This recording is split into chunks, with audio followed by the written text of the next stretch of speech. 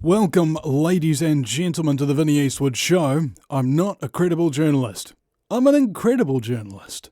Now, today I'm going to be calling Charlie Mitchell from Stuff, and he's got a few questions about Billy TK and my support thereof. So we're just going to give him a call on through the Skype here.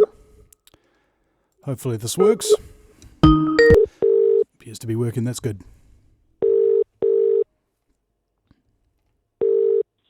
Hello, Charlie speaking. Hello, Charlie. It's Vinny Eastwood from the Vinny Eastwood Show. Hi, Vinny. How are you? Yeah, I'm borderlining on fabulous. How about you? Yeah, likewise. Good to speak to you. Cool, mate. So you had a bunch of questions for me, did you?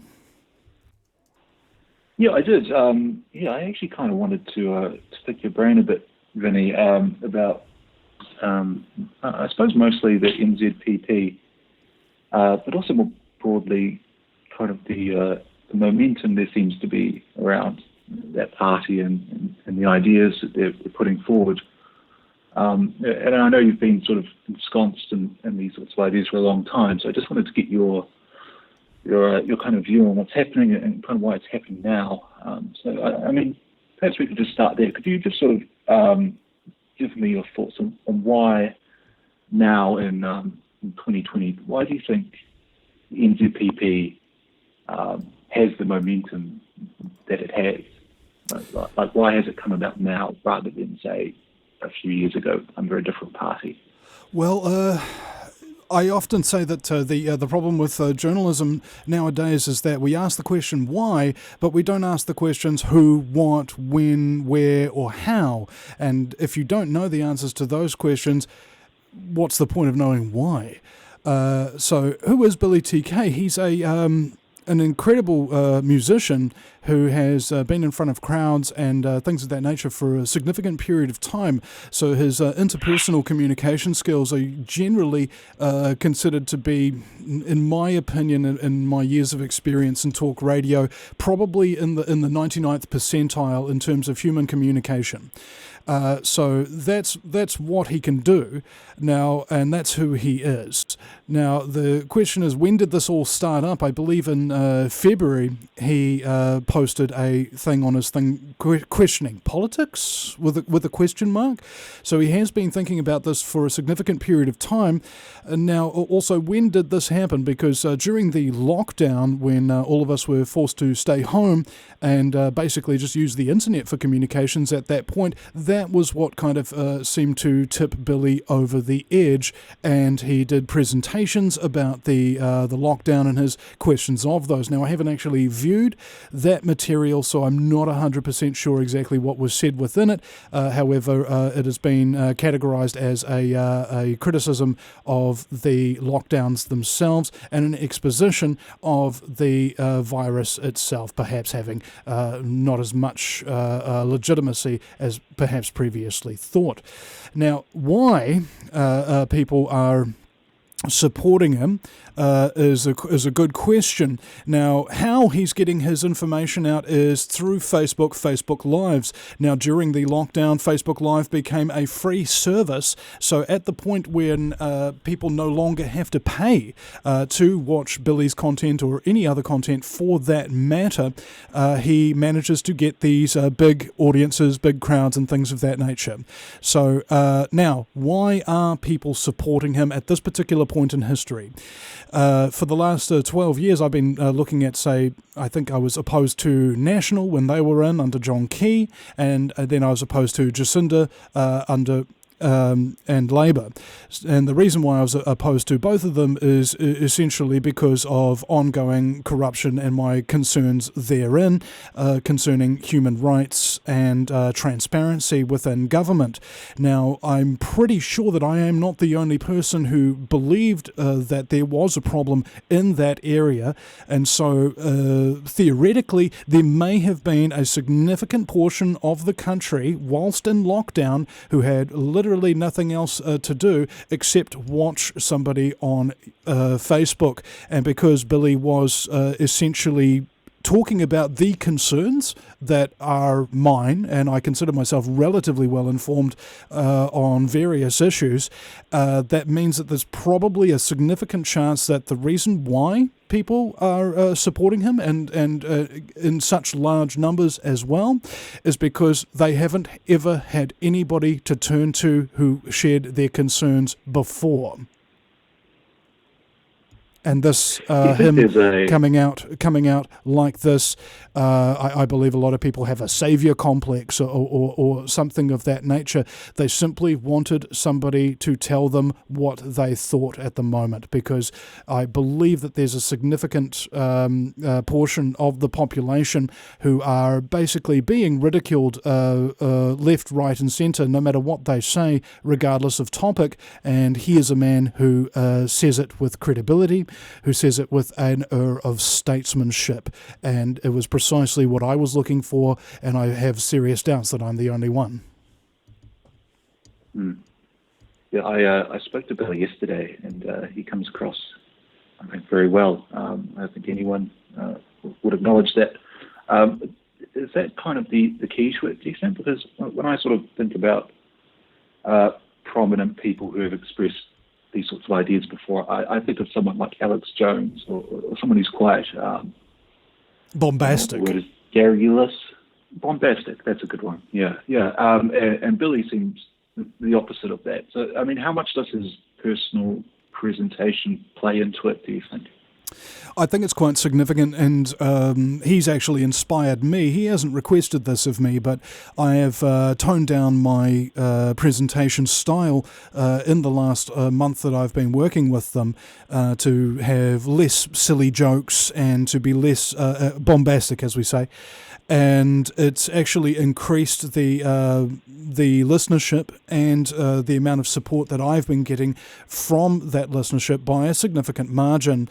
So I believe that Billy's approach is to stick to the facts, remain calm, and that has inspired me to improve the quality of my broadcasts, and the listenership has indicated very strongly that they agree with this approach. Do you, I mean, how do you kind of describe the sort of world or the corner of the world that you occupy? Because I know there's some differing thoughts, I guess, on the term conspiracy theorist. I mean, how do you sort of, what's your view on that? Do you accept that term, or do you prefer another term? Well, terms are terms, right? And it depends what the meaning of the term is. Like, for example, if somebody defines the term democracy, do they mean that 51% of the people could vote away the rights of the other 49%?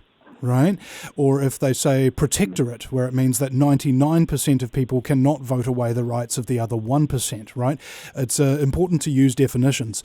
Now, the definition that the Central Intelligence Agency sent out in I think it was 67, the JFK assassination, declassified documents last decade have indicated that the CIA did, in fact, get people to use the term conspiracy theorist or conspiracy theory in response to the investigation of the Warren Commission, which had a number of members on it who were enemies of JFK, and they conducted an investigation that included the use of magic. They literally said it's a magic bullet, and therefore no science can explain it. But yes, he just got assassinated by a lone gunman. And the press was given a generalized a memorandum by the Central Intelligence Agency, and of course this has been declassified. You can confirm this for yourself. To call anyone and anybody who's having any kind of claims about the Warren Commission perhaps being corrupt, or that they were more than one gunman, or any other kind of evidence questioners, to be called and labelled conspiracy theorists in order to discredit them. So that is the term conspiracy theory, conspiracy theorist, and that's the definition of it. A weaponized term created by the Central Intelligence Agency to discredit and make fun of people who were questioning official investigations that were knowingly corrupt. So my definition of conspiracy theorist is a person who believes, absolutely believes, and you cannot convince them otherwise, that powerful people who have a lot of influence are prone to using their power to maintain or grow that influence. Now, if somebody were to say that every conspiracy theorist is crazy, that person is clearly out of their mind. But if anybody were to say that no conspiracy theorists are crazy, they're completely out of their freaking mind. I've been doing this for over a dozen years, and it's on a spectrum. So on one end of the scale, you have those who are bombastic, those who are emotional, who suffer with personality disorders, mental health issues, and things of that nature, just as there are in the general population, whether it be politics, media, or any industry. And of course, then on the other end of the spectrum, you have people like Billy TK and myself, who are calm, reserved, know their facts, stick to them, and don't really allow themselves to get rattled by being called names and derogatory labels like conspiracy theorist. That's a very useful clarification. Thank you for that. I sort of was thinking about this myself, and in my job as a journalist, I often come across conspiracies that are true. Powerful people are conspiring together to stop information getting out, and so I think the term conspiracy theorist would apply to myself sometimes too. So well, that's correct. It's an interesting thing to think about. That's correct, and the technical definition in the dictionary is two or more people coming together to hurt another person or group of people without them knowing it was them. And I grew up in a family of 5 children, and my sister Marcia was a victim of a conspiracy by my older brother Ben and my elder sister Janine. Janine would sit on one side of Marcia at the dinner table and nudge her on the shoulder and say, look out, Mars, Ben's going to steal some of your food. And so as Marcy would turn around and protect her food from Ben, Janine would help herself to her plate.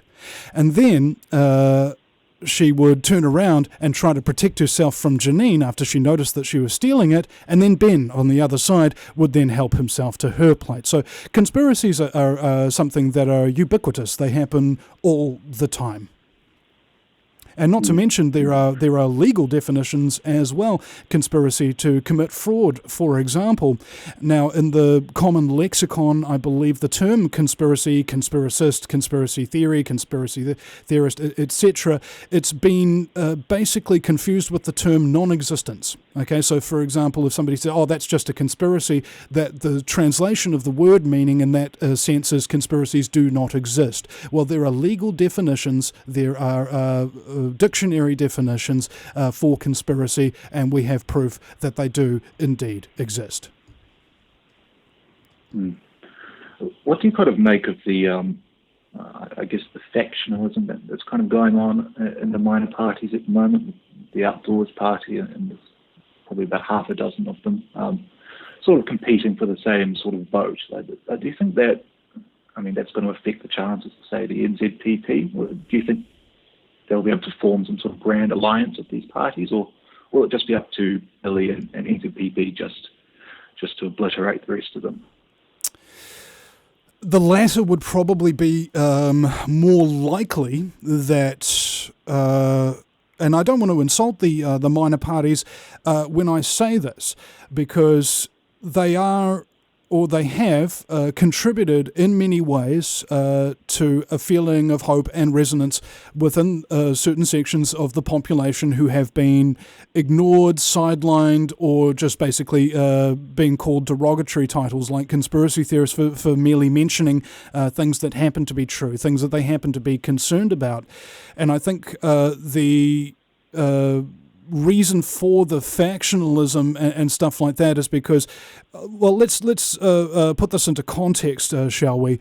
I have interviewed maybe between 3,000 and 4,000 people from New Zealand and around the world for over an hour each on hundreds and hundreds of different topics.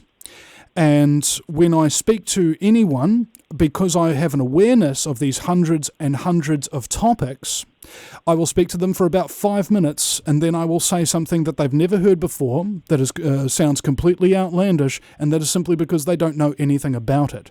Now, take Agenda 21, for example, which I've known about for over a decade, and interviewed the author of UN Agenda 21, Behind the Green Mask, by Rosa Corey, and she's got a significant background in professionalism, and she sticks to the facts within both her book and her interviews. So it's very, very difficult to argue with her. Now, she told me that Agenda 21 is the conspiracy, right? Out of everybody who talks about geoengineering or fluoride or vaccines or any number of other conspiratorial elements, and I use the term conspiratorial meaning there's evidence to suggest that there is something dodgy going on, this Agenda 21 protocol is the one that actually ties them all together. It's a complete and utter whitewash of all the things that all of these little minor parties are fighting against, whether they knew it or not. And none of them have any awareness that Agenda 21 exists, and if they do have an awareness of its existence, they're unwilling or unable to come forward publicly and oppose Agenda 21, which ties all these conspiracies together. So one person might look at a wheel and see that this wheel has 360 degrees within it. And you would look around this and say, okay, this person has 1 degree of awareness. This person has 300 degrees of awareness or something of that nature, right? So with most of these minor parties, you would be looking at around about a 5 to 10% degree of awareness of the wheel of unknown topics, with the exception of the Outdoors Party, which was getting a good maybe 180, maybe more degrees of awareness of the various issues that New Zealanders actually currently face. Now, when Billy came on the scene, this is the very first time I've ever actually seen this in my life. He had full awareness of 360 degrees of the circle. That was shocking to me. As an interviewer, to be interviewing a political candidate that had a level of awareness comparable to my own. And in some cases he has a significant research background because of his Army intelligence training, that he can actually go in and do proper research, unlike myself, who does not possess such training. My style of journalism is merely to get people on the show, listen to them talk, learn what you can from them, and give them a platform, and do not be adversarial. That's my general approach. So when we talk about the factionalism of the parties, we are talking about a broad brush lack of education of Agenda 21 and broader issues, and that is why they have had a very low turnout in so many ways within the election. And last election's results, I'll just see if I can bring them up here for the minor parties. The Aotearoa Legalised Cannabis Party was the party that I helped last election, and they had a 0.3% voter turnout, and I would say that I had a significant hand in that, because before I came along, they had 2 videos total on their Facebook page, when at the time that I left them they had 78. Okay, now the Conservatives slightly underneath them was 0.2%. And then Mana underneath them was 0.1%, as well as Ban 1080, New Zealand People's Party, United Future, New Zealand Outdoors Party, Democrats for Social Credit, and Internet Party got 0.0%. They didn't even rate on the percentage scale. So all of these minor parties combined don't even make 1%. Okay, that is a testament to how much of the issues they are aware of, and how skilled they are, and what kind of teams they have behind them to help them push their message out, i.e. very little to none. They have no skills, they have no team, they have no message, and the voting numbers reflect that. Now, if you have a look at the New Zealand Public Party, on the other hand, you have a look at the team behind them, all of these people have lots of skills, lots of resources, lots of talent. And I was I was, for example, the only person to pick up the phone for the legalised cannabis party. All right, the NZPP wanted to contact the legalised cannabis party, and me, their social media guy who's not even on their list, was the only person who actually picked up the phone. Okay, so this is a massive, massive change for the people of New Zealand to see a party like NZPP with the credibility, with the good team, with the skills coming up to bat. What do you think the constituency or the size of the constituency the NZPP is? Because I guess because it's so new, it's kind of hard to really gauge how much of it will translate into actual votes come election day. But from your own sort of sense, watching this happen, like, what do you think is a realistic sort of goal for the NZPP? Like where do you think they will land up eventually on election day? There is what I would like, and then there is reality. And I understand that reality doesn't care what I like, and it doesn't care what I think. So what I would like is for New Zealand Public Party to get 51% of the vote. Now, I believe that that's technically possible. However, I'm not 100% sure that it can be obtained. With the numbers that they have at the moment, if they're compared in membership, if they're compared in social media following, if they're compared in hits, if they're compared in comments, if they're compared in likes, they're batting around about the same average as the National Party currently, roughly, right? And the Labour Party, on the other hand, are far more significantly involved in social media, and they have approximately 4 times the amount of support that NZPP does, or at least that's based on one video that Jacinda did, a live stream of 16 minutes, which had approximately 400,000 views. By comparison, a Billy TK one will have about 40,000. So if there is a 10% markup there, you'd be looking at around about between the 7 to 15% mark in terms of voter turnout, if I were to guesstimate it based upon the limited amount of evidence that we have so far. Now, that being said, the growth of the New Zealand Public Party has an exponential growth curve. So for each video that they do, the next video gets more, and starting off at a very small margin with the next, shall we say, 50 days, roughly, until election time, if that exponential growth scale does keep continuing, if mainstream media continues to give a platform or even mentions Billy TK, then there is a significant possibility that 7 to 14% estimate of mine could increase massively. Perhaps up to 30, and hopefully over the 51% mark to govern alone. Now, it would be pie in the sky, of course, for that to happen. But at the end of the day, hope is what was it? They say, the desperate have no medicine but only hope.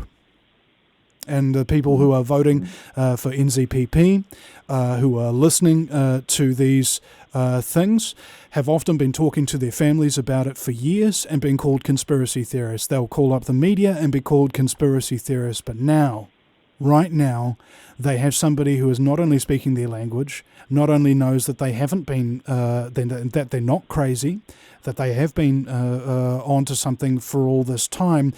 It's a lightning rod, and it's completely unpredictable to a large degree, in my opinion, how many people will actually turn out to vote.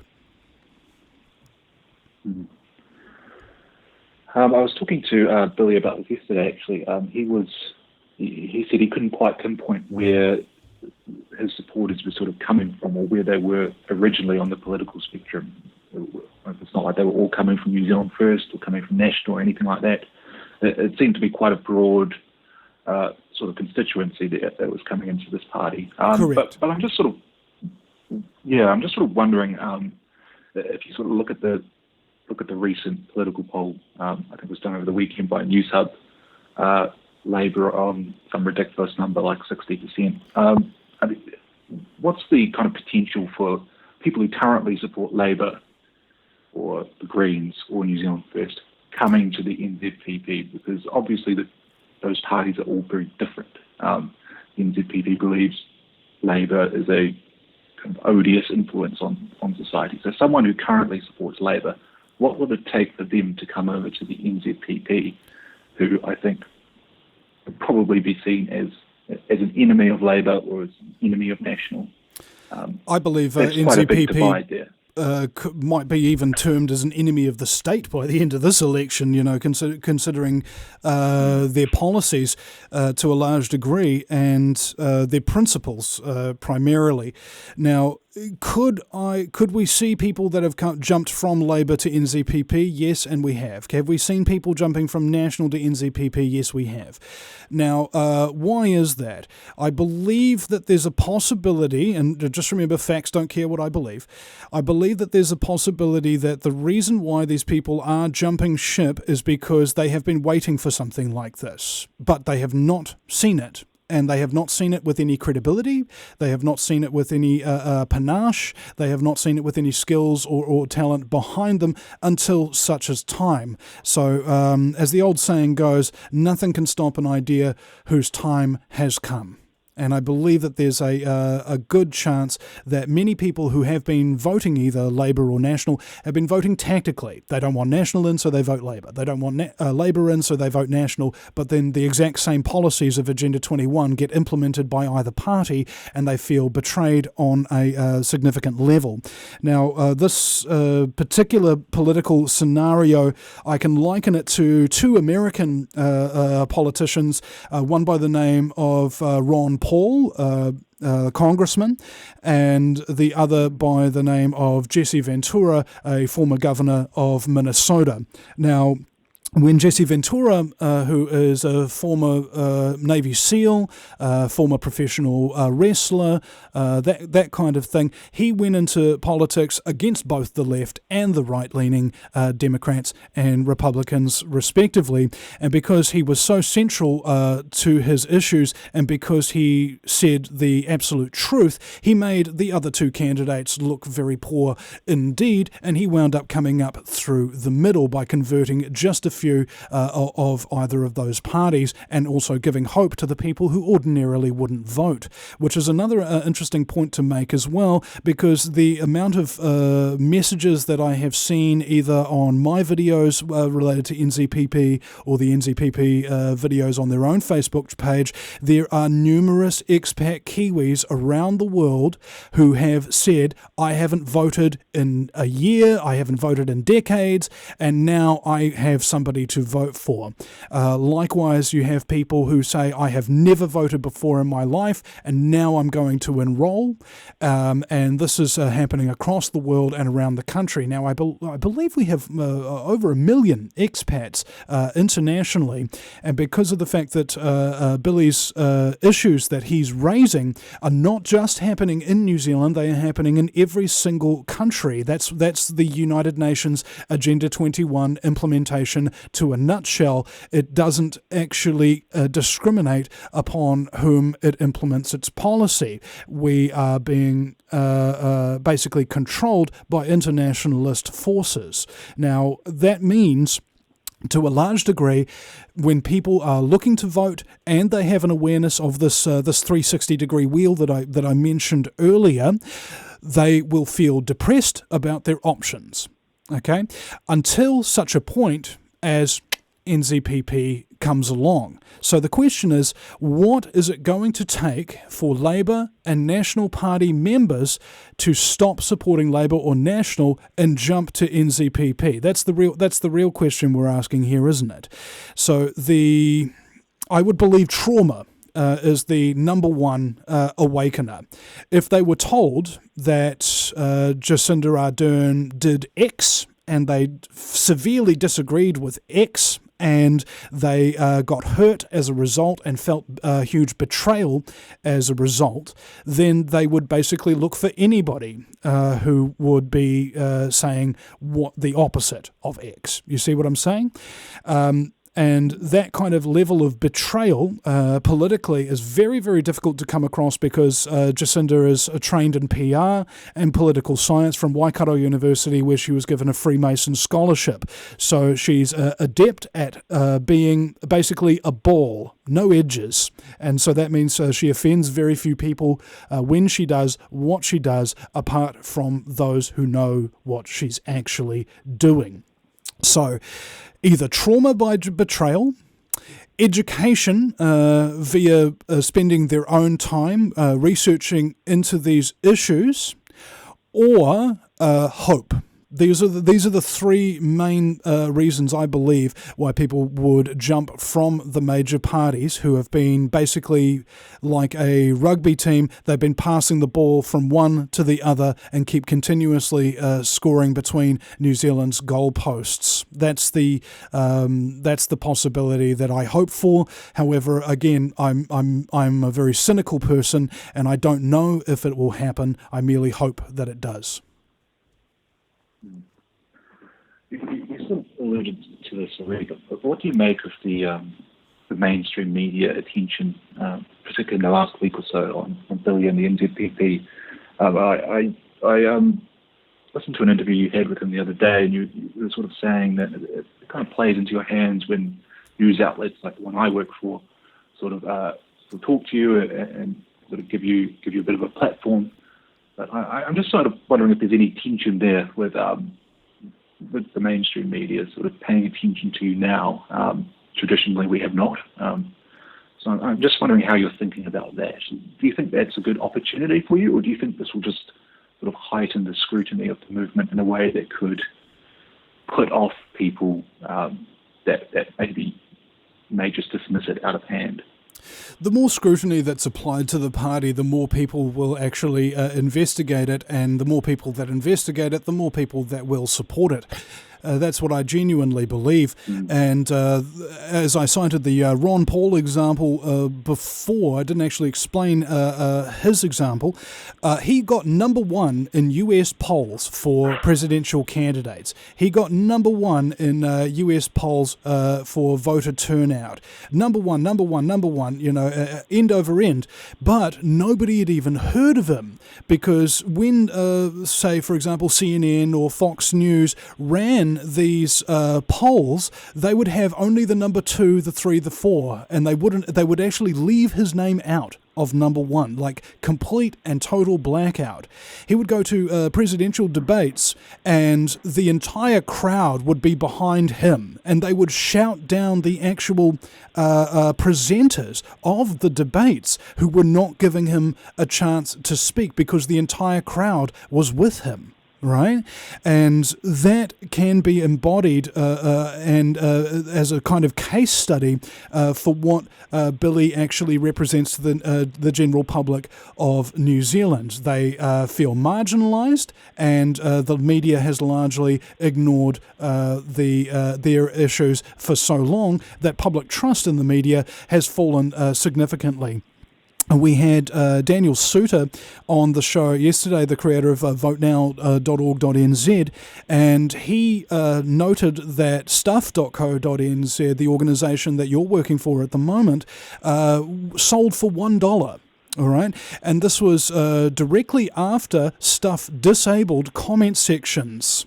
Okay, Stuff disabled the comment sections for their listeners because the comment sections were against the narrative that Stuff articles were putting out overwhelmingly, and it made all of the authors of Stuff's articles look really bad, and so they then deleted all the comments and closed the comment sections entirely, and then very soon after that they became bankrupt because nobody wanted to read their stuff anymore. And now Stuff is asking for donations from the public, who they won't allow to comment on their on their articles, right? So there is a significant degree of public distrust of mainstream media, and I believe that this is a very, very well-founded distrust based upon decades of deceit and ridicule of those people who question things, of those people who think critically. It's sort of like the chickens coming home to roost to a large degree.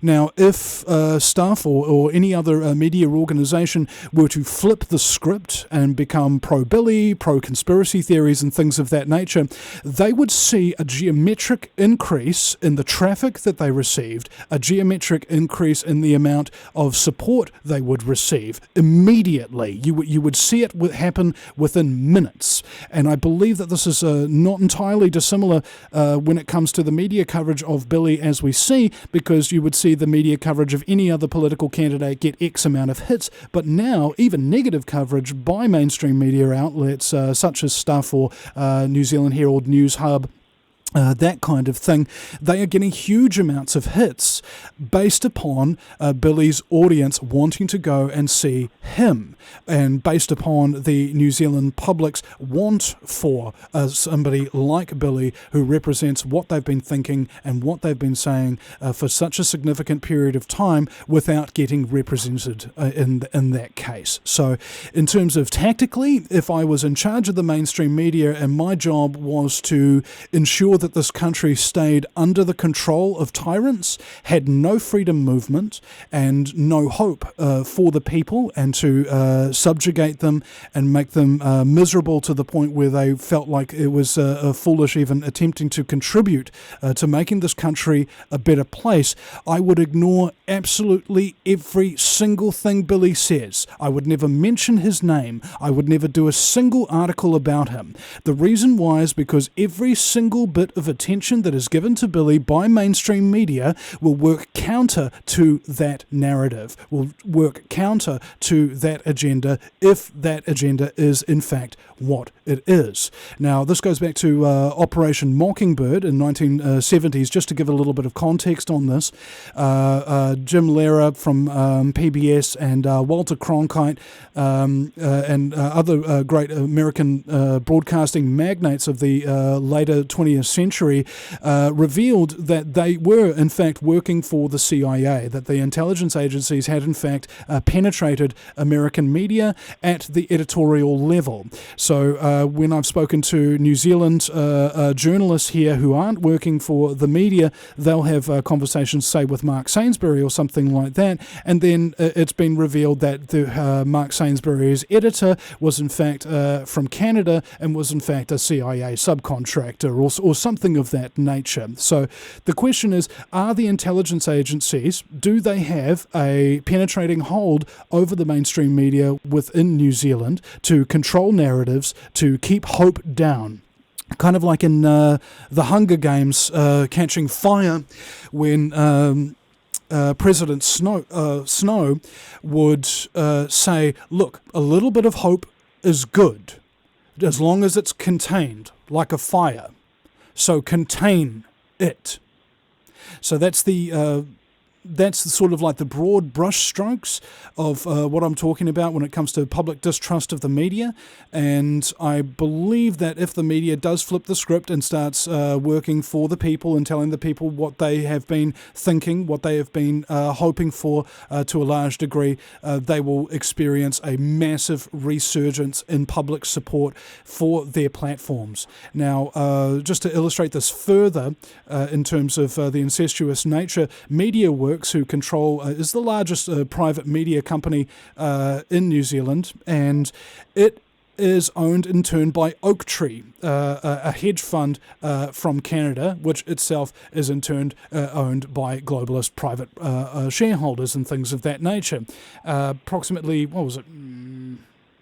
About 90% of the wealth is accumulated by about 1% of the population, and at the moment you have 8 individuals who comprise a significant amount of money, according to some scientific data analysis that was done upon the movement of money around the world. So what we're talking about is the conglomeration of media corporations. Back in the 70s, for example, at the inception of Operation Mockingbird, where the intelligence agencies would penetrate the media, there are approximately 500 media corporations within the United States. So they had a very, very broad discussion about many issues.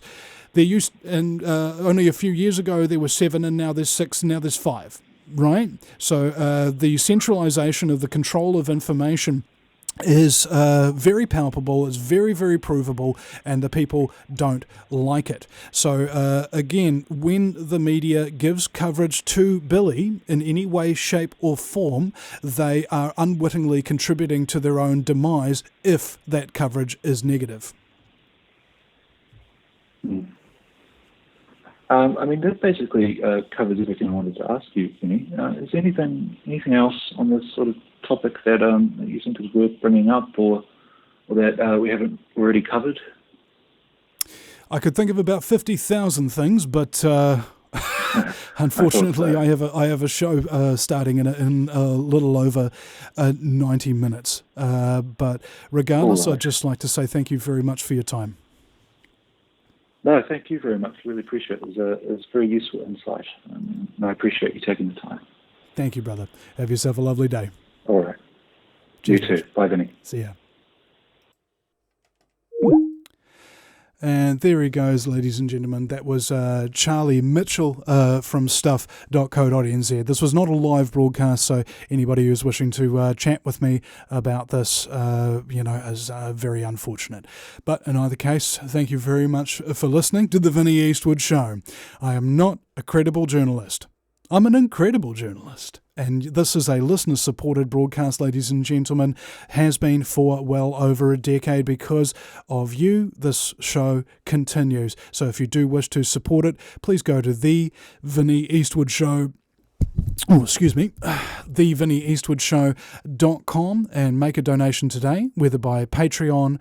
The PayPal email is guerrillamedia77@gmail.com, and KiwiBank as well on the homepage there. Now, if you do donate and you wish to support my work in an ongoing way via starting up an automatic payment, there are rewards as well. So on the homepage there, it'll say all donors get this stuff, and if you keep scrolling down a little bit, it'll say already donated. Click here to get your special rewards. Now, you do need to add me as a friend on Facebook and send me a message donor in order to get those rewards in terms of the secret donors Facebook group, which you can join, and as well as there will be an unlisted video playlist that is available on that page there for the special rewards. So with that being said, thank you very much for listening, everybody. And one thing I'd like to do just before we go, and I'm not sure if we can do it, let me see. Yeah, it's not there at the moment, so we'll just do this window capture. There we go. So that's the NZPP Advance New Zealand platform there, and this is what I wanted to show you here, my little baby. My mama loves us. Daddy loves you so much because you're just so cute. All right, that's enough. That's enough.